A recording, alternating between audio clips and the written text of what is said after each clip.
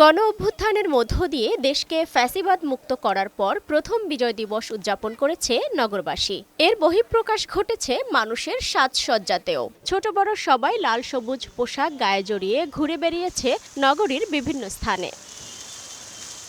পরিবার পরিজন কিংবা বন্ধুদের সাথে আনন্দ আড্ডা ঘোরাঘুরির মধ্য দিয়ে বিজয় দিবসের আনন্দ উপভোগ করেছে তারা। দেশের বাইরে থেকেও এসেছেন অনেকে। মাঝে মাঝে বের হওয়া হয়, এমনি স্পেশালি আজকে একটু বের হওয়া হয়েছে। নতুন বছর নতুন বিজয় দিবস, তো নতুন ভাবে আসলে আনন্দ উপভোগ করতেছি। কোনো জোরপূর্বক ভাবে কোনো লাইফ যাতে না হয়, এমন যাতে না হয়, নিজের মতো স্বাধীনভাবে চলুক সবাই। অন্যান্য বছরের তুলনায় এবারের বিজয় দিবসের আনন্দটা যেন একটু বেশি বলে মনে করছেন নগরবাসী। নতুন বাংলাদেশে মানবাধিকার ও স্বাধীনতার পূর্ণ প্রতিষ্ঠা দেখতে চান তারা। বিজয়ের পরে আমাদের যে নতুন বিজয়, সেই বিজয়ের পর থেকে এখন আমাদের সবকিছু করতে মনে হচ্ছে যে সবকিছু নিজের। নিরাপত্তাটাকে অবশ্যই সেইভাবেই শক্তভাবেই দেখতে হবে, যাতে আমরা নারীরাও স্বাধীনভাবে সুন্দরভাবে ঘুরতে পারি, সেটা শিশু থেকে বয়োবৃদ্ধ সবার জন্যই। আজকের দিনে আমরা চাচ্ছি যে আগামী দিনগুলো যেন সুন্দর হয়, একটা সুন্দর সুস্থ বাংলাদেশ হচ্ছে আমাদের সবার কাম্য।